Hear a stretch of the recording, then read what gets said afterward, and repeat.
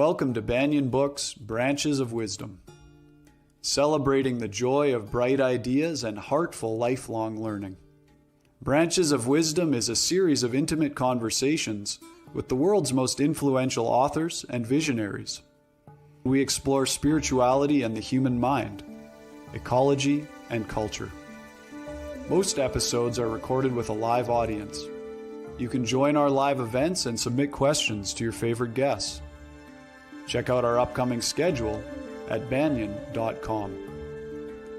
Since 1970, Banyen Books has been a rich oasis at the crossroads of wisdom and philosophy, offering resources for humanity's evolving paths.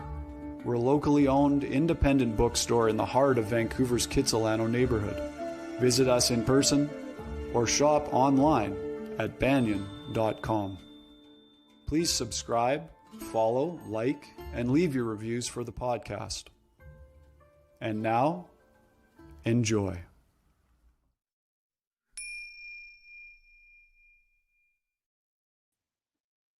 Hello, everybody. Welcome to Branches of Wisdom, the Banyen Books live streaming event and podcast series. I'm your host, Ross McKeachie, and I'm excited that this is the second installment of our Decolonizing Dialogues. This is the fourth year we've done it. It's our fourth annual Decolonizing Dialogues, which is a collaboration between Banyen Books and Arkaya Foundation.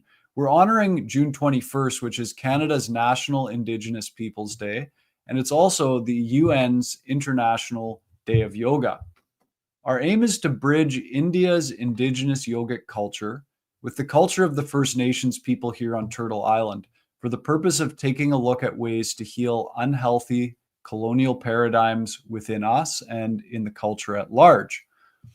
We acknowledge that these conversations are being broadcast from the traditional and unceded Coast Salish territories, including the Musqueam, Squamish, and Tsleil-Waututh nations.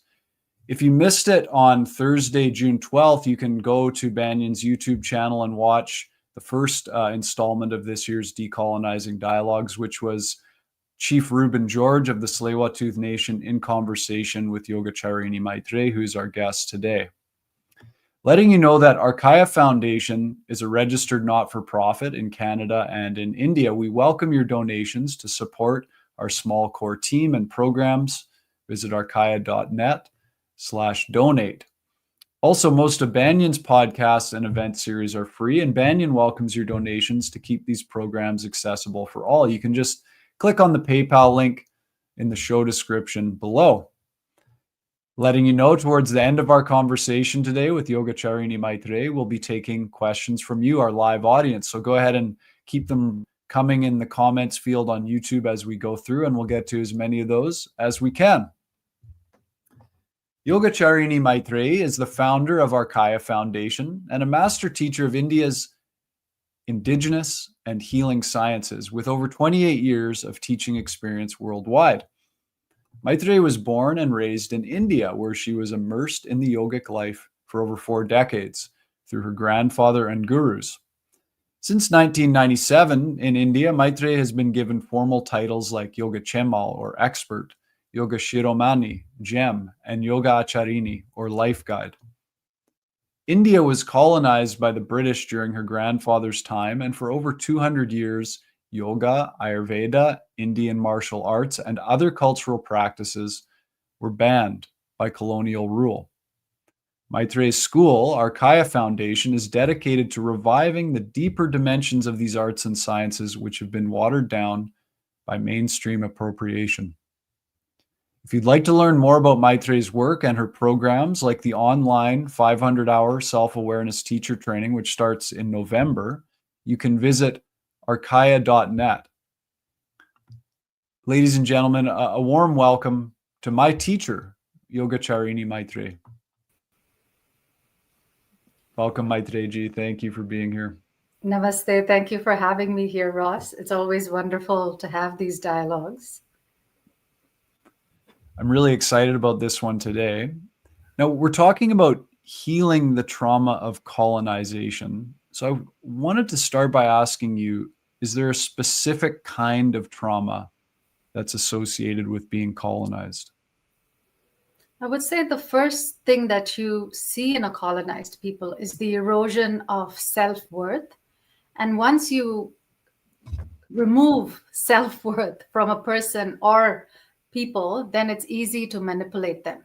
And we've seen that. Ross and I were traveling in India, and we saw how the white man was pedestaled, and Ross was getting preferential treatment everywhere he went. Yeah, yeah, very true. In the cities and even in the smaller towns. And we'd gone to this pilgrimage site. It was a site for Mother Mary. And in the middle of, this is before the Mass, there was a family that wanted their kid to have a photo taken with Ross, like he was some big celebrity. So this is what happens to a people who've been colonized. They somehow think white skin is better. They barely know Ross, and yet, they want these photographs taken. So, and we saw that continually. Like, we were in a small town in Kerala, and there the name for the white person is Sahib. Sahib means master. So instead of Ross being wise, all he needed was to be white, not wise. So that's all was required for him to be the master, So it's interesting to see how it is seeped into this, especially the Indian culture, this sense of superiority of the white man. All because he discovered gunpowder, but there are so many other areas in which the Indian culture was so refined and so, I would say, advanced, and yet people don't see that, or they don't recognize the worth in themselves and their own culture. So this intrinsic worth, so the trauma shows up as this intrinsic worth being lost. And that's the sad part when a group of people are colonized. And it can also happen through religion. So as the white man came, there was also this religion that was enforced, where my religion is better than your religion. And if you see any Indian home, it is very inclusive, especially the Hindu culture. It's very inclusive. Oh, okay, we have different forms, but everything, the divine is one. So you'll have people having a photograph of Lakshmi Ma and Durga Ma, and then there'll be Mother Mary, there'll be Jesus. They're like, oh, these are all aspects. These are all just forms. The spirit is one. And yet that culture was indoctrinated into believing that my truth is the only truth. And that also can be a way of eroding one's self-worth. So there are many, many ways in which the self-worth was eroded, religion also being one. Yeah. Right. You're talking about the Christian dogma as a way of oppressing the Indian culture. Absolutely. Absolutely. Any dogma that believes their way is the only way is oppressive, and is so sure of it. That's the sad part. And then will not even flinch to, kill people around it, or torment people around it, is, very reflective of the arrogance inherent in colonization. Right. No, I think like people that live in North America might be a little bit familiar. Hopefully, people are getting more and more familiar with how the culture of the indigenous people here on Turtle Island was suppressed. I think because of how many people are in India, and how much they've proliferated and how popular yoga is, maybe a lot of people aren't aware of how the cultural practices and spiritual practices were suppressed by the British. Can you comment a little bit on that? Yeah, so my grandfather was born not in free India, but in colonized India. And therefore, he was very vehement about speaking about it. For me, I was born in free India, so I don't have a charge around it. I didn't have to feel less than. Whereas he had to feel less than, because his Vedic culture, the yoga, the sciences, the Vedic mathematics. There's a very advanced Vedic mathematics, Ayurveda, Kalaripayattu, which is like the martial arts. All of them were banned. Obviously, the British saw it as a threat. They didn't want, warriors developed. So all of this was banned during the rule of as the East India Company. They came in as traders, and then they took over, So this was banned by the British. So that was, I would say, uh, uh, annoying for many when it was commercialized. So the same in their minds, it was the white man who came, banned it, and then here there's a white population that has monetized it, diluted it and monetized it, has no respect for its original ethos, where you study for years and years and years, and then the guru gives you permission, or the acharya gives you permission to go teach. Whereas all that was removed, it was nicely packaged. Your teachers are trained in 2 months or maximum 6 months, and then they're out there, putting it in a studio setup, which again was not the original setup yoga was taught in.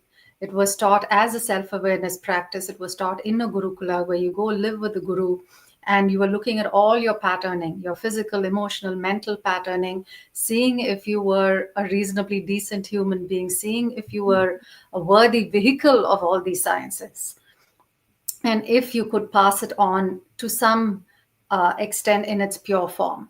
And that was what was required of you. Whereas here it's just, like I said, neatly packaged. And so there was a charge with my grandfather about all of that that was going on. And my gurus too, they also, were very charged up about how yoga was being commercialized. So, and rightfully so. I have less of a charge because, like I said, I was born in free India, and, I didn't see the disparity as much. And I didn't have to experience the trauma of feeling less than. Right. The trauma of feeling less than. Mm-hmm. Can you talk a little bit about, so this is maybe the core wound, we could say, for being colonized. What do you think is the core wound of the colonizer? Is it the same thing, just weaponized? I would say yes, absolutely. It is feeling less than, but also there is a certain degree of lack of discipline and lack of restraint. Now, if we see the foundation of yoga, it is yama. And yama means restraint, restraining our survival instinct, restraining our animalistic nature to survive. I mean, animals are way better than some humans, so not to put down animals, but this instinct, to survive at any cost, this greed. So we have 5 yama with which we observe our lives. So one of them is ahimsa, or non-violence. So if there is this impulse to harm the other, there's always this othering, which is called dvaitam, this two-ness. It's not, advaita means like no two-ness, oneness. So As in like the non-dual teaching, non, Advaita. yes, absolutely. So when you look at this, I would say, aspect of survival, it's always, easier to survive if you other the people, or this is bad, they're, people we don't understand, so they must be less than. And therefore, that instinct is being restrained by becoming conscious of ahimsa, or non-violence, and saying, no, I'm not going to other somebody and harm them. I'm going to create harmony instead of violence. So that is when we bring, awareness to this neocortex, this consciousness part of us. And therefore, that was the foundation of yoga, not asana, not pranayama. Of course, those are all important tools and techniques and ways of transforming self. But the foundation is contemplation of ourselves in relationship to ourselves and the world outside. And that contemplation of ourselves with ourselves is done with 5 key points. The first one being ahimsa, or non-violence, and saying, how am I being violent towards myself? By, again, maybe if that small town person contemplated, they could think and say, why do I want my kid to have a photograph with a white man? Am I less than? I'm teaching my kid, even at that age, a certain degree of violence, that he's not good enough. It is violence on a psychological level, maybe not on a physical level. And then we have other dictums, which means, not, I wouldn't call it a dictum, but other points of contemplation. That would be more accurate. So it would be like asteya, non-stealing. So am I stealing somebody's property? Am I stealing somebody's time? Am I stealing somebody's affection by not earning it? So all these aspects are contemplated. Then we have, non-truth. So again, we're contemplating non-truth. What is my truth? What is somebody else's truth? And is my truth better than somebody else's truth? And at different points in history, we know that truth is not standardized. Even in science, poor Galileo was jailed because he said, the sun is the center of our solar system, not the earth as the church kind of thought it was. Or, at certain points, people thought the earth was flat, and that's why they were afraid of traveling by sea, because they thought they'd fall off the edge of the earth. And we all know it's not true. That's no more a collective fear, because of the fact, that the truth that we're not going to fall off the edge of the earth. Unless you're a flat earther. Okay, that's there. Yeah, we do have that part, So, but at least it's not a collective fear anymore when you think you're going to fall off the edge of the earth. So these collective truths also shape our consciousness. And when there is this colonizer, there's a collective truth in the colonizer's mind that I am better than, I know better, and of course it's fueled by greed, all, that mix there, fueled by violence, fueled by stealing, all the yama, which are there, the pancha yama or the 5 yama, and so these contemplation points are very, very important to say where, what is this impulse that is driving me, and can I restrain this impulse? So I think if it's not just a huge colonizer, but even us on a personal level, we can carry the seed of colonization by, in very insidious ways, we can perpetuate these, I would say, survival instincts and want to dominate a person or persons. So it's very important that we contemplate it with respect to ourselves as well. Right. And that's why we're here tonight, really, is because to shift the collective, we all need to take personal responsibility for how we might be playing into that, even in subtle ways. Absolutely. So can we talk a little bit more about that in terms of the healing? Let's say I'm a white guy. So I come from, I'm 4th generation Canadian, born on Vancouver Island, Snuneymuxw territory. But I come from that lineage of people that came here uninvited by the First Nations. And so what do I need to look for in myself to see even subtle things about the colonizing mindset? No, that's a great question. I would say the first thing, when I came here as a settler, I connected to the elders of the land. I connected to the land itself. I did ceremonies, and I was willing to listen.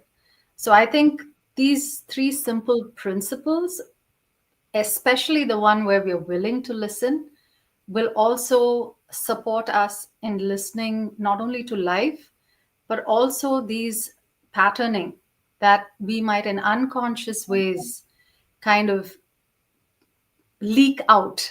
I'm saying leak because it's not a good thing, to leak out an unhealthy pattern. So it's leaking Like despite subtle aggression or edginess, or like that. edginess. It could be all of that, where there's a certain impatience which can be masked as, oh, I know better, and all of this can have its seed in generational superiority. Right. Okay. So connecting with the indigenous people, being willing to listen, and a certain humility to listen, ask questions, and be curious. Absolutely. Absolutely. So yes, the humility is very important, Yeah. Can we talk a little bit about healing? What does the word healing mean to you? If we're talking about healing the trauma of colonization, what is that word healing in terms of psychologically, emotionally, spiritually, energetically? So for me, in yoga, according to the yogic principles and the practice of tantra, which is classical tantra that I've done, it is embodied. It is embodied wholeness. And to have that embodied wholeness, we're looking at all these aspects of ourselves. We're looking at the physical, we're looking at the energetic and the emotional, we're looking at the mental, we're looking at, aligning it with our wisdom field and our bliss fields, which are the cosmic fields. So we see we're not alone in this universe. So it is very empowering to know that we're not alone, and we have support, and we have this divine guidance. And yet we have a responsibility because of that as well, where, we're not alone. We're not, this individual. We are part of the collective. So that aspect, that knowing, that embodiment, and living our lives from that space, to me, is how a healed person looks. Okay, so how do I, like, where do I start? Or is there a little practice maybe you could give us to try and help to tap into that wholeness right now? Yeah, no, absolutely. So when we want all these koshas, these bodies are called koshas. And with these koshas, we are integrating the koshas. Now, let's say our physical body is out of alignment with the emotional body, or out of alignment with the mental body. Then we can have an instance where our mind wants something, but the body is not willing to go along. Maybe the mind thinks, oh, I'll wake up tomorrow morning and I'll do the practice, or I'm not going to eat chocolate cake hereafter, whatever the mind thinks. The body is like, go to hell with that. I'm not going to listen to you. So if we want a good teamwork between the body, the emotions, and the mind, then this Jyoti Mudra is a wonderful practice. So let's sit comfortably.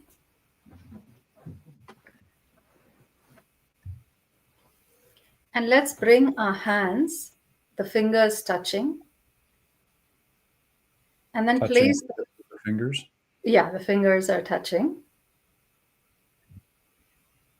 And then let's place our forearms on the thighs and eyes closed.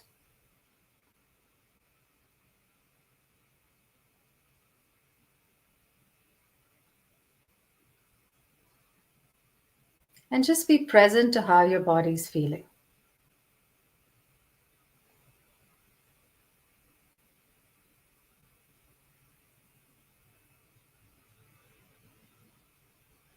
Jyoti means inner illumination.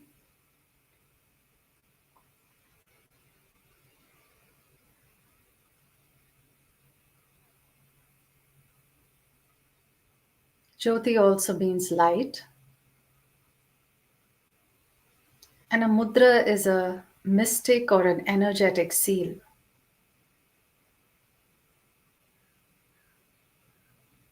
It seals or moves energy in a particular pathway.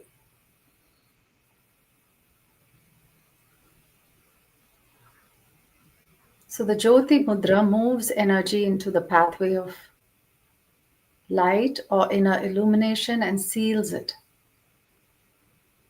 So we're literally creating new energetic and neural pathways by using a mudra.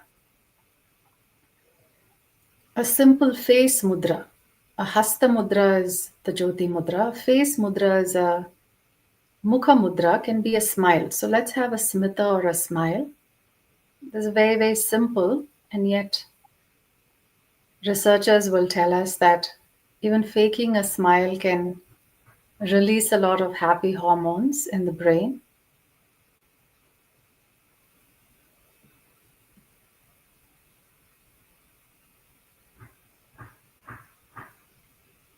And now we'll observe our body with Karuna Sakshi Bhava. Karuna is actionable compassion. Sakshi Bhava is witnessing. So we can compassionately witness our body, starting with the toes,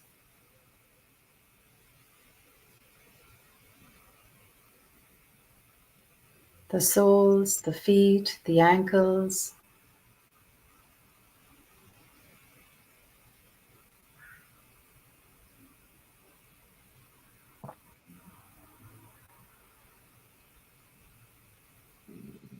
the calves, the knees, the thighs.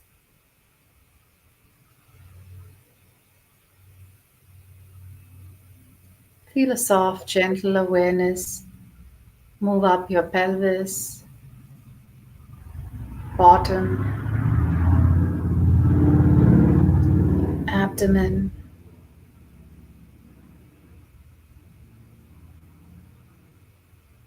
chest, lower, mid, upper back,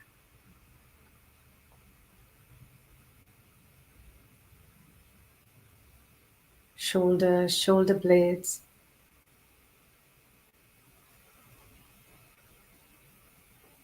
Be present to your mudra, that is your fingers and how they're gently touching. Your palms, your forearms, elbows, upper arms.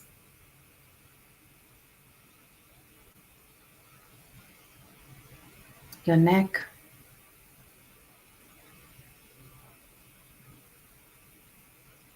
Be aware of the point where your neck meets the shoulders. Be aware of your posture. Can you sit a bit taller, shoulders a bit more relaxed? Be aware of your face, starting with your chin, especially the tip of your chin, your jaws, your mouth, tip of the nose,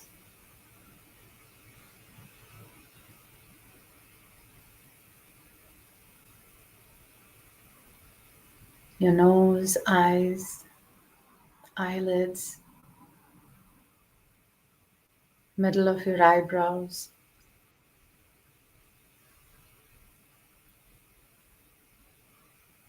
your forehead, ears, and head. Just be aware of your entire body, how your body is feeling, how you're holding your body. And just by bringing presence to the body,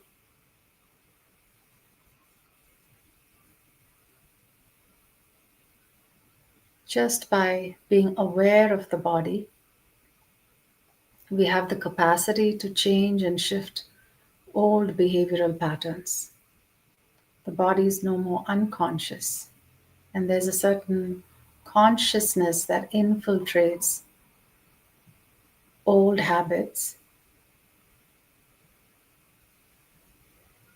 And this is done with great compassion so that we can move from suffering in this lifetime to savoring our body, to savoring our breath.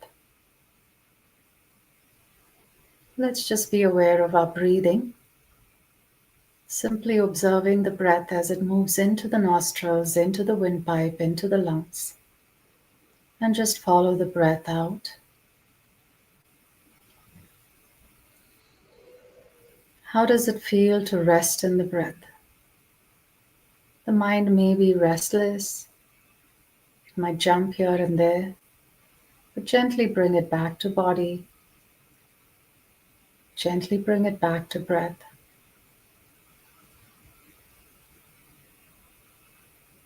And here again, we're anchoring the mind in the present by anchoring the mind in the breath.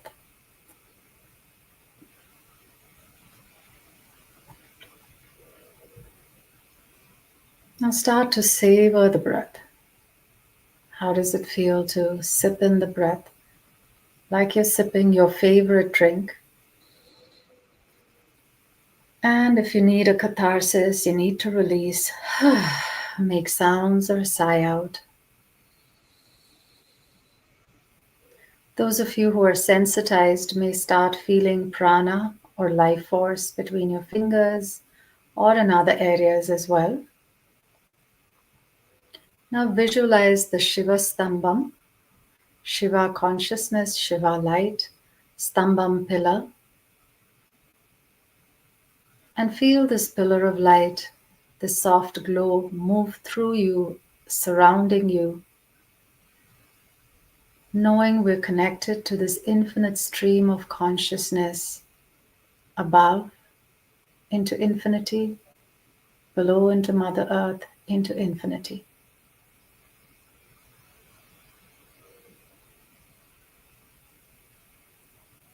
And see if your mind can savor all these aspects of yourself, the body, the breath,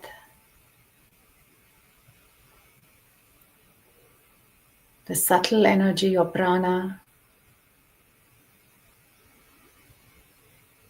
this pillar of light that we're part of. And just stay with this awareness for a few more seconds.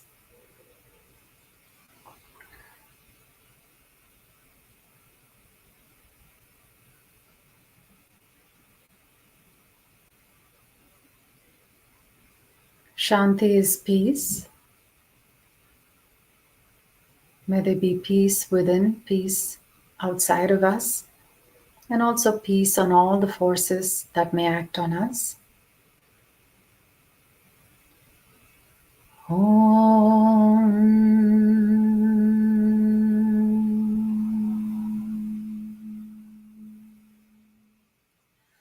Shanti, Shanti, Shanti.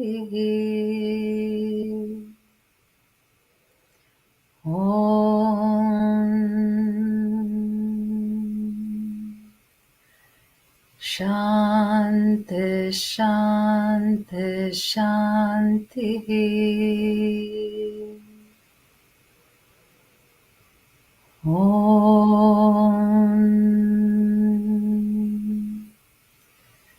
Shanti, Shanti, Shanti.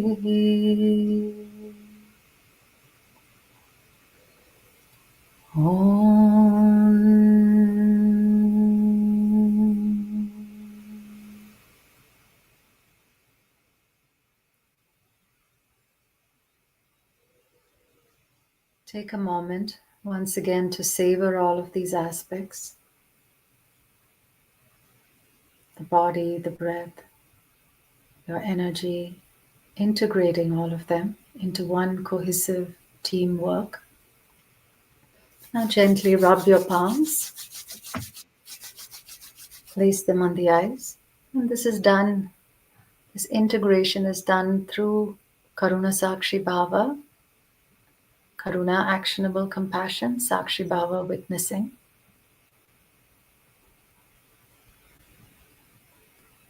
Where we're liberating ourselves from old dysfunctional patterns that create disharmony in us,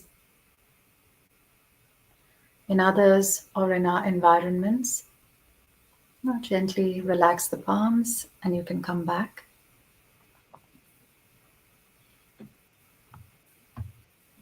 Thank you.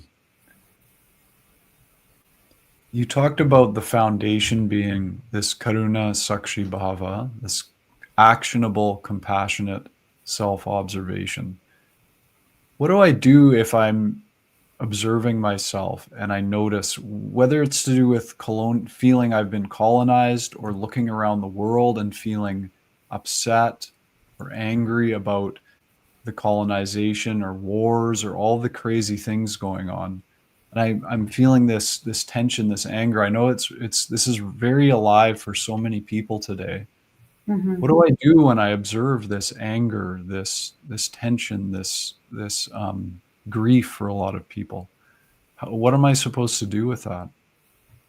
Yeah, the emotions are very, very powerful. And in yoga, we say that every emotion is a messenger. So it's not bad, it's actually good. It's a messenger to tell us something needs to be done. And sometimes the anger can be a messenger on a personal level. It could be boundaries, or on a global level, it could be asserting boundaries. So how do we redirect that? Yeah, we can't go and fight a war. I mean, none of us sitting in Canada want to go to a war zone and fight it. And yet it evokes a certain emotion in us. And therefore it can be transformed and used in a positive way. And there are many practices in yoga. One, to glean the message of this beautiful emotion, to say, okay, why am I feeling this? To sit with it, to understand it, to befriend it, to embrace it, and then to transform this energy. So there are many practices like the Hakara, where we're not kind of extinguishing the fire, but we are purifying the fire. So a purified fire is under control, And that's why we do homas in the Vedic ceremony, where it's, within that square, it's within a certain setup. It's not a fire that's running wild. It's not like the forest fires that cause a lot of destruction. And a man or woman or child, with unbridled fire, unbridled anger, can be very, very destructive. We all know that. So that fire is honed, that fire is purified and used in a proper way. And that's why we do practices like the hakaras, we do practices like the hissing breath, where we breathe in and we hiss out the irritations. We take a deep breath and we diaphragmatically make the sound ha, which is the sound of the sun. It's the sound of Shiva. Shiva also means change. So the anger is telling us we are wanting change in a positive direction. And therefore, this diaphragm, which impacts the solar plexus, is supporting us in exerting our power for positive change. So that's the beauty of all these practices, which are not negating the emotion, they're not suppressing it, but neither are we allowed to misplace it. Now, many of us, because we're like upset with the world, we might just be a crabby person to be around friends. Poor friends, what do they do? But then they get together and they're like, oh, miserable to be around because something is happening in the world outside.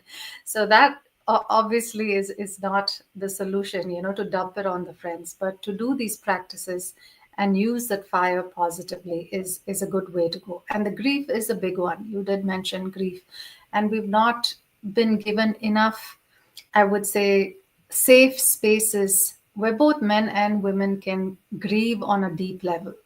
And that, I feel, is very, very, very important, because we're holding a lot of the illnesses, a lot of the misalignment of the koshas. For example, the physical body is misaligned with the emotional body, with the uh, mental body. When the emotional body gets clogged with unresolved emotions, especially grief. And that's why it's so important, almost to have it as a ritual. Maybe even watch a sad movie if that, kind of evokes that emotion, and to be able to sit with it and befriend it, and actually give it space to release and see where this deep grief is coming from. And for that also, we have certain practices like the Ashoka Kriya. Shokam means sadness or grief. Ashoka means without grief. So as we do those practices, also we're tapping into the grief we're holding in the upper chest. Usually this is the area. Of course, there are other areas where we hold grief as well. But we do a lot of practices to release the grief as well. Again, not judging it, but seeing the message it brings. So all of these emotions, I would say, are very, very important aspects of our energetic systems that need to be embraced and need to be transformed for, I would say, healing. Just a reminder to our live audience, in not too long, we'll be getting to some of your questions for Yogacharini Maitreyi. So please keep them coming in the comments field on YouTube, and we'll get to as many as we can. Earlier, I asked about what I need to do as someone who comes from a colonizer ancestry to try and heal and shift those patterns in myself. I'm curious if I'm coming from an ancestry or a present day situation where I identify with a culture that has been colonized in some way. What do you recommend I do to make sure that I can somehow heal that experience and not create more disharmony because of the trauma that I've experienced? As a colonizer or as the colonized? As Sorry. the colonized. As the As the colonized. victim of colonization. Yeah. Yeah. So just to give you the example of this couple who wanted you to take a photo with their child, they were passing on the sense that somehow, you were better. Not that you're not, but I'm joking. But they were passing on this messaging to that child that, oh, this stranger who is white, why were you the chosen one, among seas of people for them to come approach you and have this child take a photo because of your skin color. And therefore, if that the colonized people can sit and see, okay, where is it that I've lost my self-worth? Is it because of my skin color? It's terrible in India, where the one of the biggest sales is for creams like Fair and Lovely, where Skin creams. skin creams, yes, fairness creams. So you could see how, even right from the skin color, forget about everything else. Oh, the white man knows better, or the West has all the answers. The West is economically doing well. There are many, many, many, many, many insidious ways, in which it creeps in to the psyche of human beings. But I'm talking right from the obvious in terms of the skin color, how you can observe it with these Fair and Lovely creams, where fairness, and this was never the case. Krishna was dark skinned, and his dark skin, has been, there's been a lot of poetry around it. Rama was dark skinned, Draupadi was dark skinned, and yet you'll find in some of the television serials, Draupadi, always a fair actress, will be cast. Unfortunately, they've forgotten that she was actually likened to having the same skin color as Krishna, and they're both beautiful. They were described as beautiful. But after the colonizer, somehow the white skin was superior. And you'll find that in a lot of ads, how this woman goes for a job interview. She's not confident. She puts Fair and Lovely, and then she gets the job interview. So basically, they're selling you confidence in a tube, with these Fair and Lovely, whatever, creams. So similarly, you'll find that even in the yoga world, when I was growing up, until 20 years ago, there was not a single yoga studio. I'm talking about a big city like Chennai, which is in the south of India. It's one of the 4 major metropolitan cities in India. There was not a single yoga studio. You had to go and study with a guru, or there would be like a small space which was connected to an ashram. For example, the Shivananda ashram was in Kerala, but you'll also have a small center where you could go study. It was not a yoga studio concept. But 20 years ago, what happened is one of them came to the West, obviously, and saw these yoga studios, and they positioned it as, oh, this is the Western yoga studio. So what came back to the cities was, this white man's idea of what yoga should be, unfortunately. And Ross also took some yoga classes at Yeah. this place where some of them are even called diva yoga. So it's like a oxymoron. It's like this, a diva is somebody who is self-important and difficult to be around, and yoga, and I'm like, oh, diva yoga, okay, I mean, it sounds hip and it sounds posh. And Ross was saying, yeah, the teachers are like very hip and young, and they have good personalities, but the class itself is like terrible. I mean, I'm talking about in terms of the pacing, in terms of the groundedness, in terms of the structure. It's not great. And not to diss anybody or anything, it's just to understand how yoga has come one full circle, and it's been diluted so badly because even Indians are looking to the West to bring yoga back, which is very unfortunate. I was quite saddened when I heard that. I did even want to experience a class. I taught a class at another yoga studio, and Ross was trying out a few classes in some yoga studios. And when he told me, I said, I'm not surprised, but yeah, I am disappointed. So you find this in the colonized people, that even their own culture, unfortunately, which is yoga, that is the birthplace of yoga, is they're not looking to their culture for answers, but they brought it from the West and said, oh, this is like the first Western yoga studio, in Chennai, unfortunately. Yeah, that's what's happening. Yeah. Thank you for that. We've got some really nice questions coming in from the live audience, and I'd like to read some of those to you if you're ready for that. Oh, yes, please. Okay. So there's one here from that's along the lines of what you were just talking about. That's from Ardeen, who says, What are some subtle ways colonization still shows up in yoga studios and teacher trainings today? Oh, not just subtle ways, in very obvious ways. For me, it's obvious. Maybe for somebody who's kind of steeped here, they wouldn't know the difference. So basically, I was teaching. I am a guest teacher and other yoga teacher training programs also, and speaking to cultural appreciation and the subtle bodies and all of that. And some of them shared that they didn't even realize that yoga was not a physical exercise, something as basic as that yoga in ancient India was not taught in yoga studios. That itself is a revelation for many in that teacher training. And I had to explain how, even in my generation, I had to go study. I'm 50. I just turned 50 now. So if you want to know generationally where I'm placed, I had to go and study with my teacher. I lived in my 20s. I lived with my teacher for many years. I served her. I wanted to study with a female teacher. There weren't that many during my time, and I wanted to stay with her, and absorb these principles. So that is how it was done traditionally. And the teacher would look at you and say, do you have enough capacity for self-awareness? Can you sit with yourself? Can you observe yourself with Karuna Sakshi Bhava and change those patterns that need to be changed? And that is what the teacher is looking for. Yes, the tools are there, the discipline is there. It was extremely disciplined. You wake up in the morning at 4:30, and there was a very hard system in place. It's not for everyone.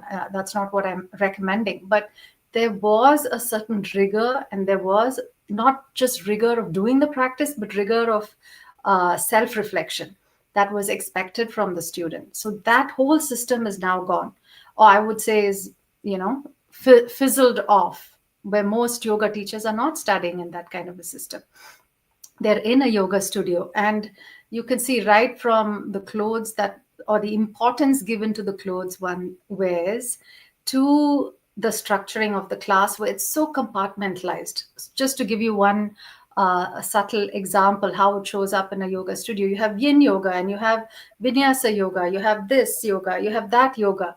So if you look at classical or traditional yoga, you're starting with the foundations, you're starting step by step, and then you're seeing, okay, what is required. So there will be some yin practices, there will be some yang practices, there will be some vinyasa practices. For those who don't know, yin is holding the postures for a long period of time, and sometimes it can be 2 minutes, sometimes it can be 3 minutes, so you can go deeper into your body.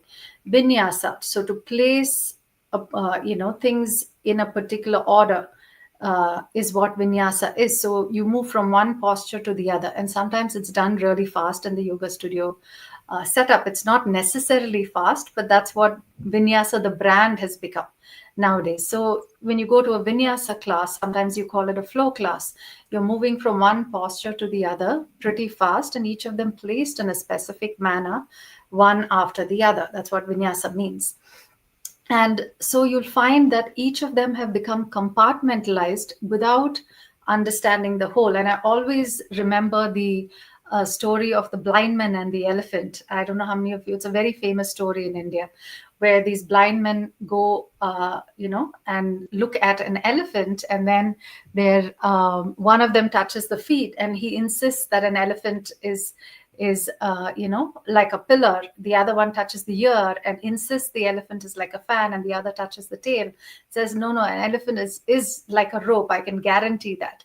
And unfortunately, that's what's happening to yoga, where all these parts, people are like, oh, this is yoga, yin is yoga, this is, where they're holding on to the parts and not the whole of yoga. And again, like I said, it has become the practice, or it has become the physical practice, rather than the multidimensional practice or the self-awareness, which is the foundation of yoga, the self-awareness for the purpose of union.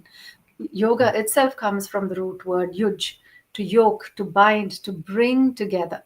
So if you're creating unity, if you're creating wholesomeness, if you're creating union, community, a holy communion, a wholesome communion, then that is the foundation of yoga. So where and how do we start there? How do we facilitate that is the whole aim of yoga. Unfortunately, that's not not even there in the yoga studio yoga. It's like, let's go and get, our abs done and, our back done. Or, I mean, I'm not saying it doesn't have value. It has value. And yet it is so watered down to the point where its ethos is lost. And so, yeah, I can keep on listing many, just to read that. Can I ask you, the ethos is lost. Yeah. What does that mean? And let's say I'm a yoga teacher who has done teacher trainings, a lot of credentials, but I have to acknowledge to myself, okay, I'm approaching it from more of a physical fitness approach. How do I, and maybe I have a bit of like I've created an identity and an image for myself, a brand around that. How do I find a way to learn and instill what I'm doing with that yogic ethos from that place? No, that's a great question. I think the first step is recognizing and having the humility to say, I'm not attached to this brand, that I can step back and see that I have a lot more to learn, or I've learned a very watered down version that's come to the West, and therefore I should go back to the roots. So it is a responsibility, I would say, of every person who's taken something from another culture to go back to the roots and to find those teachers who are teaching it in a traditional way. So, yeah, the first step is, again, like I said, the awareness itself and the capacity to listen and say, where is it that I need to shift from this, having this image that I've created of yoga to the essence of yoga. And now it's all image driven, as you're as good as your Instagram followers. That's basically what, unfortunately, yoga has become. And sometimes it's not even teachers who just treat it as physical. They have a physical practice and then they have this philosophy and they have this. It's all very disjointed, and somehow they think they're doing something very spiritual, despite the fact that their practice is not reflective of a harmonious practice. It is still a very hard practice with no emphasis given on agency and self awareness. So, the foundation in yoga is, when you're teaching someone, you have to give them agency to feel into their body and see what is right for their body. It is not a cookie cutter one for all. That's why when I teach my Arkaya classes, especially the drop in classes, we're always asking the person to figure, one is reconnect to their body through jati. Jati, again, is not taught in the West at all. It's always asana, posture, vinyasa, where there is a, a paring down, where there is connecting to the subtle, where you're just playing with the body in very, very gentle ways and saying, oh, this is what my body is ready for. Again, we're not hyper disciplining it. At the same time, we're not being lax with the body, but through movement, through conscious rhythmic movement, we're, one, tuning into our own inner rhythm, and two, this aspect of consciousness, we are releasing the trauma that is stored in the body. And that is possible very easily through simple practices like jati, which are very, very underestimated. People like all the advanced practices. So the image of this yoga teacher that you're talking about is somehow connected to how advanced postures he can teach or perform, he or she can perform. Unfortunately, in the West, I've seen that. So coming back to less is more can actually be very, not just uplifting, but very freeing for such a yoga person. And saying, my identity need not be tied up with the most complicated postures. Do your headstands and your handstands. That's not indicative of how advanced a yogi you are. And here again, the word yogi is also misappropriated. Where in India, nobody calls themselves a yogi because they go to a yoga studio with a yoga mat. You're not a yogi. An enlightened master is called a yogi there. But here, everybody with a yoga mat is a yogi. So all these words also have been appropriated, in many ways. Also, in the yoga studio, coming back to that question, the colonizer, subtle ways of colonization is in a studio. It's even the pronunciation. I don't find any care taken in pronouncing mantra, which is unfortunate. Like, I wouldn't come and have the audacity to say I speak great English and then, mispronounce all the words in English. Something as simple as, thank you. I know there's thank you, and I know there is, table, there is a T, and there is a TH. I know there is a thumb, and then I know there is a tank. But I wouldn't go around saying, oh, thank you, and then say, oh, I speak English well. And you'll find so many people who, in the Western world, the You're colonizer. talking about the word mantra Yeah. versus mantra. Yeah. Something as simple as that. Or Shakti instead of Shakti. Shanti instead of Shanti. There's so many. Like, for example, there is this wonderful singer, nothing against her in terms of when I, first came to Vancouver, everybody was like, you have to listen to her. She's wonderful. She's a wonderful voice, beautiful woman, and yet such a lazy approach to pronunciation. So somebody played me the Asatoma mantra, Asatoma Satgamaya Tamasoma Jyotirgamaya, which is we are moving from untruth to truth, and tamas from darkness to light, mrityoma amritangamaya. So mrityu is like death, and we're going into immortality. So this movement, this mantra was so mispronounced. Every single word was mispronounced. Asatoma, satgamaya, everything was a hard T. Tamasoma, jyotirgamaya, mirityoma. I was like, oh my God, my ears are hurting. And yet these are the people making tons of money from a culture which they have taken so little time, to not just absorb, but they're also spreading this mispronunciation. And it's not like the English people cannot pronounce a thank you or they know the difference in the English language. It's not like a new sound. It's just sheer laziness, in my opinion. And for me, that is very disheartening to see. And I've spoken about this to a few people where one of, that teacher, Nirja, she's one of our visiting teachers. And she was very uh, heartbroken, I would say, when she spoke to me, when she tried mentioning it to another person who was teaching kirtan, in terms of the simple pronunciation. And they just completely sidelined her. They, dismissed her. She's an Indian teacher, and this is a Western person doing all these kirtan classes, not kirtan. And these kirtan classes were done in a way where there was no emphasis on pronunciation. All she said was, oh, could you have somebody to teach you the pronunciation better?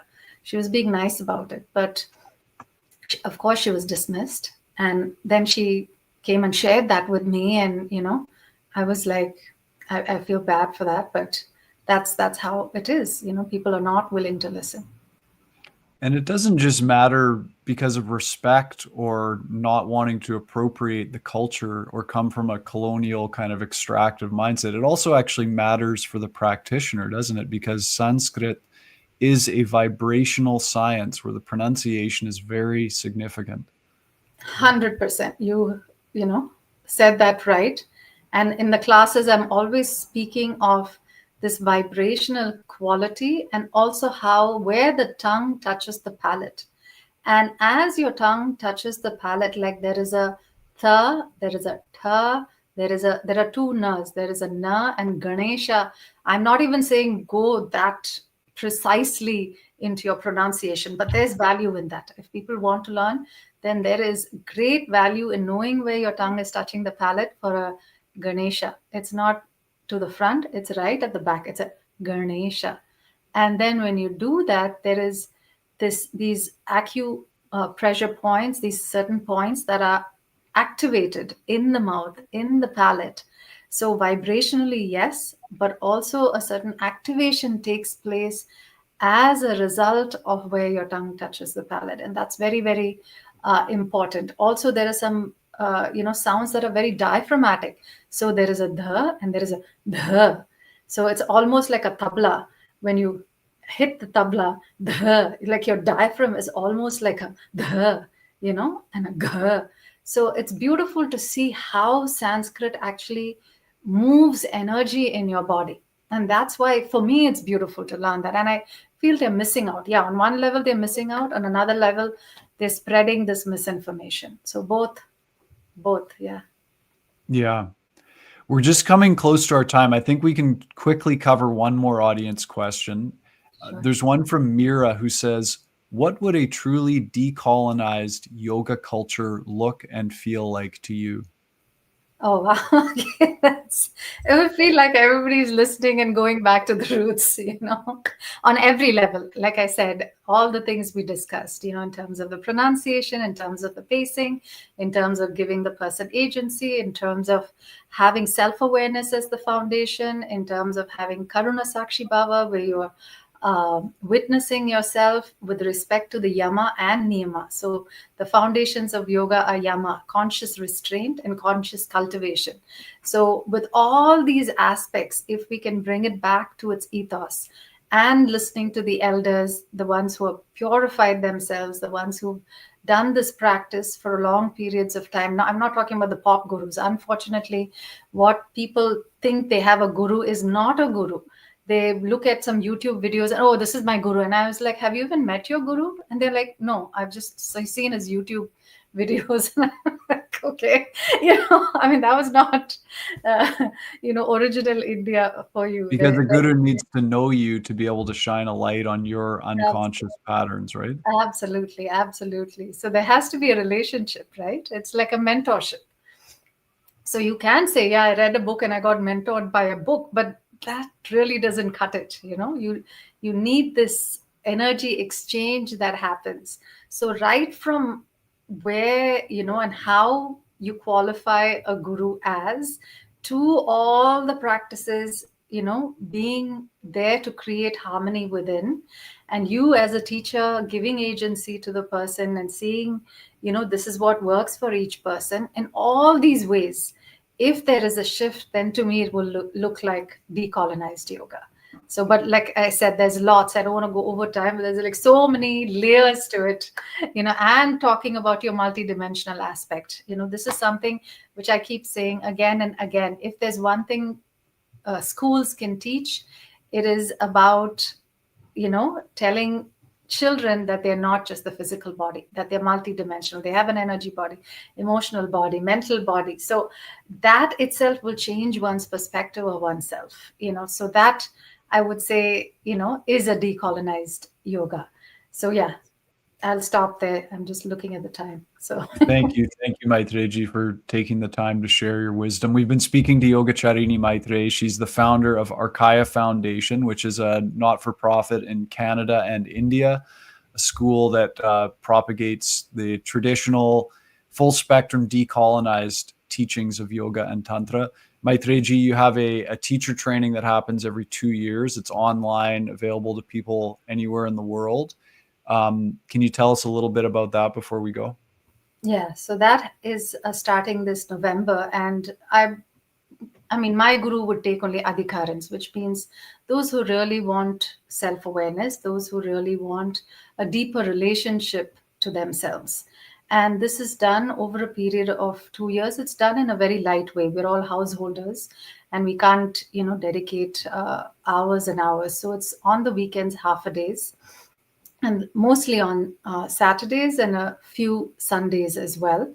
And all the allied sciences of yoga are also given importance. So I come from a tantric tradition, a classical tantric tradition, not as propagated in the West or even in Eastern Bollywood movies, where sometimes it's misinterpreted as black magic there, and here it's hypersexualized. So I'm not talking about either tantra. I'm talking about tan, or the body, and tra, tool to transcend the limitations of the body.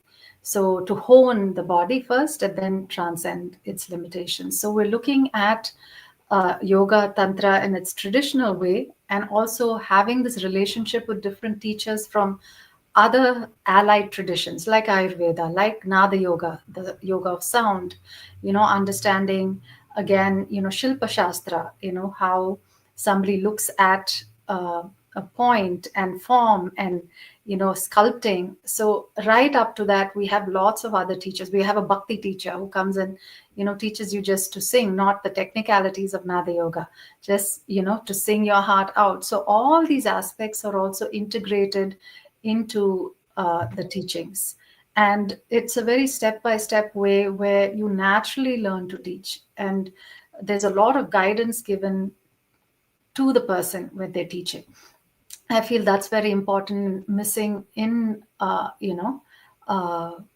teacher trainings where I've seen people have never been observed teaching a class. They finish the program and they're out. Here, there's a lot of importance given to the person teaching and senior teachers observing them, giving them corrections, in their right from their tone of voice to pacing to the cueing. That's very, very important. So yeah, so in a gist, that's happening in November, and people can always drop into the community class to get a feel of the traditional practices.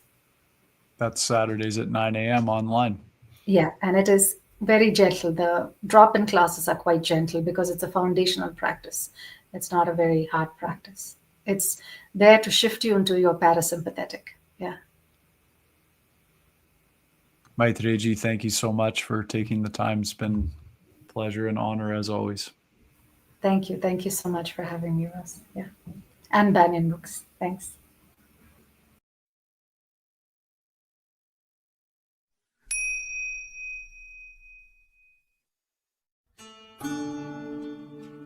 Thanks for joining us for Branches of Wisdom, a podcast of Banyen Books and Sound, Canada's spiritual and healing resource since 1970. Our podcast producer is Jacob Steele, and I'm your host, Ross McKeachie.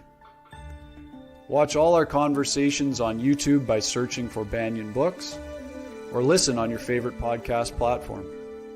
Please subscribe, follow, like, and leave your reviews and comments. We love to hear from you. For all our live events, books, and more, visit us at banyen.com.